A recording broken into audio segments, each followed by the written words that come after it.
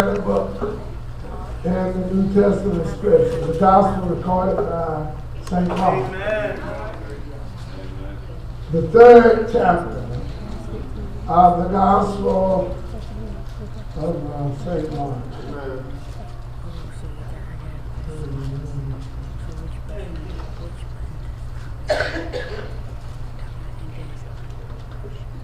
Verse 1 in the third chapter of St. Mark says, and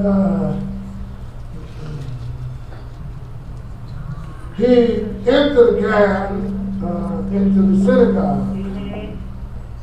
And there was a man there which had a withered hand. And they watched him, see whether he would heal him on the Sabbath day. They might have, that they might accuse him. And he said unto them, the man which had the withered hand, stand my Lord, my Lord. And he said unto him, is it lawful to do good on the Sabbath day,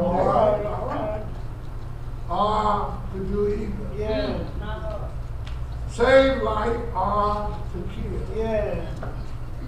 But they held their peace. Amen. And when he had looked round about on them with anger, being grieved for the hardness of their hearts, he said unto the man, stretch forth thine hand. And he stretched it out, and his hand was restored whole as the other. And the Pharisees went forth and straightway took counsel with the Herodians against him, how they might destroy him. Praise the Lord. I want to talk today about when restoration is in the house. Restoration, when restoration is in the house. Amen. Restoration, that is, coming from the root word restore. Yeah. To make like it used to be. Or like it is supposed to be. All right. This is the will of God. Yeah. That each of us would be restored. Amen. Or made whole. Amen. Thank you. And I find it strange because some way and somehow we're far more accustomed to coming in this place, the house of God, and putting our best foot forward. You understand that? Putting on our best face. Trying to look as happy as we can. You understand? As normal as we can. And then when we leave this place, Have mercy, Lord. times it doesn't matter what folk think about us. Y'all ain't saying amen. You understand? We can look like church folk. And most of us have practiced good enough. Y'all ain't saying for a couple of hours. Seem like Christians. And not realize that God indeed wants to make us whole. In other words, God wants to fix whatever is wrong with you. Thank you. Whatever your problem is, God wants to fix it. And sometimes our biggest problem is we don't know we got a problem. You understand that? Sometimes we cannot be helped because we don't realize that we need help. You understand? that we can hear message after message, Come on. sermon after sermon, Yeah. declare within ourselves. Yeah. They ain't talking about me. He's talking about y'all. But God's will is that all of us come to the point where we can live a healthy and holy life. Amen. There's his word would not have said, be ye holy, for I am holy. Amen. You don't have to be scared of holiness. Y'all understand? It's not something that'll hurt you. If you will allow God to come into your heart, fix you the way that he wants you to be, you could just come to realize the problem that you wouldn't have to worry about. The situations that God is able to fix on the spot. Amen. They used to sing a song, I don't hear it much now with the new stuff, but they used to sing a song, what a friend we had in Jesus. Oh, God, and preach to them that. What a privilege it is. To God in prayer. But if you are not a friend of God, you've not allowed him to fix you, then you don't have that right. I tell you, that's one of the things that's wrong with our society. Folk who are not saved, who are not children of God, you have to quote what God told the children. Y'all understand? And when it doesn't happen that way, when they don't get that blessing, I've heard folks say, all I got to do is trust in God. But he didn't tell everybody that. Y'all understand? What the word said was, if you abide in me, my word abide in you, you can ask what you will. And my Father will give it to you. He didn't just put that on a billboard. Y'all understand? He didn't just put it in the thrifting store. He didn't just tell everybody, but those who would accept God. You have a right to call on him. He'll fix it for you. He will. In our text,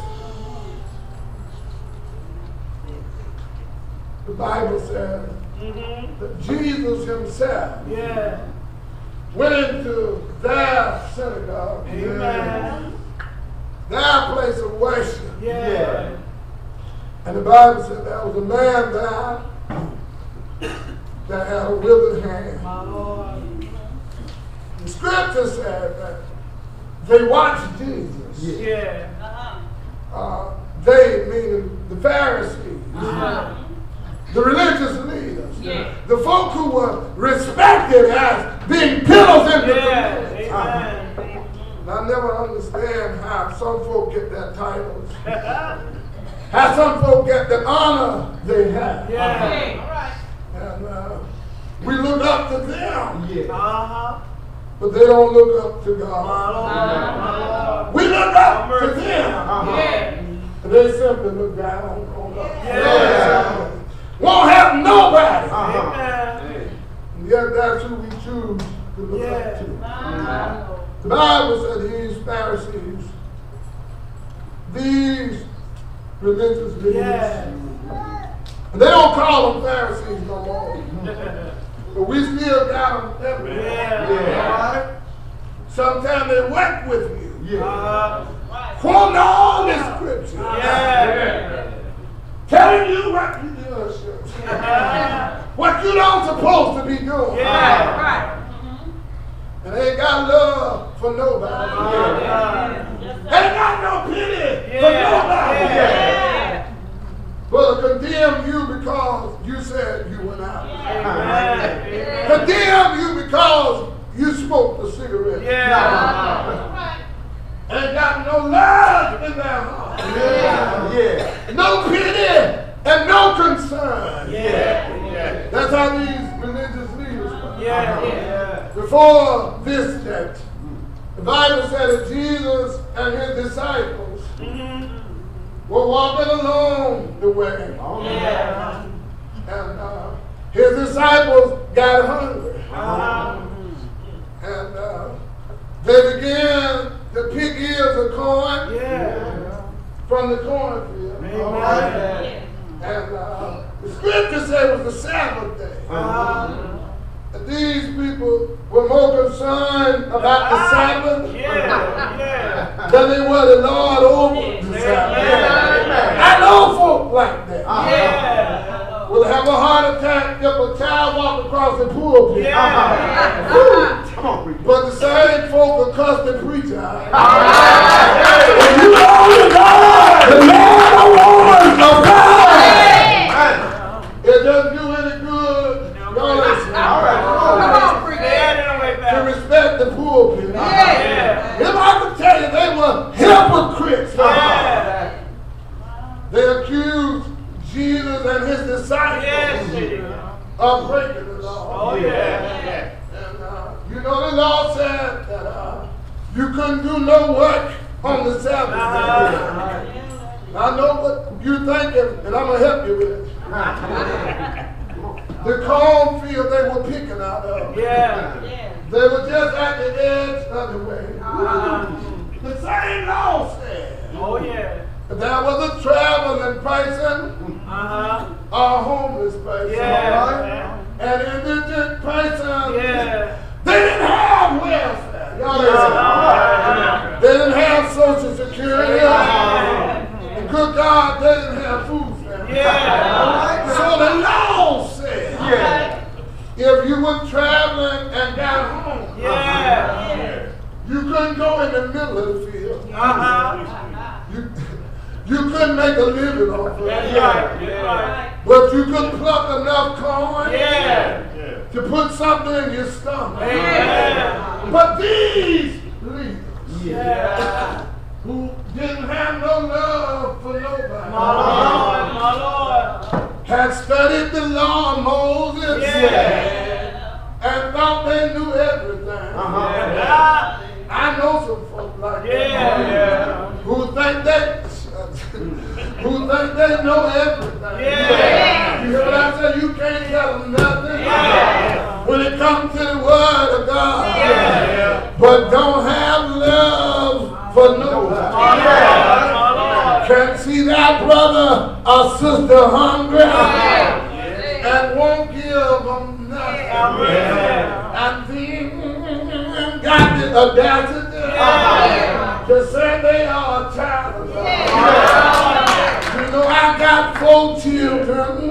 And I want all of them to have some of my kind of race. You are a child of God.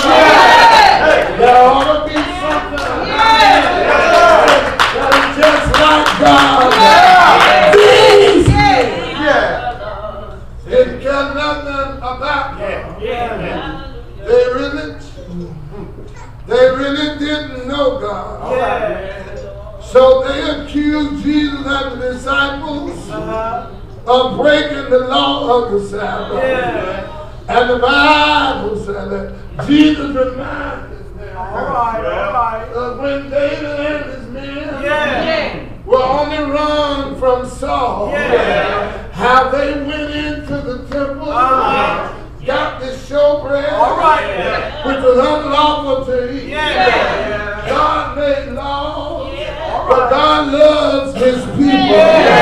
It's not God's will. You better read this book. It's not God's will that any man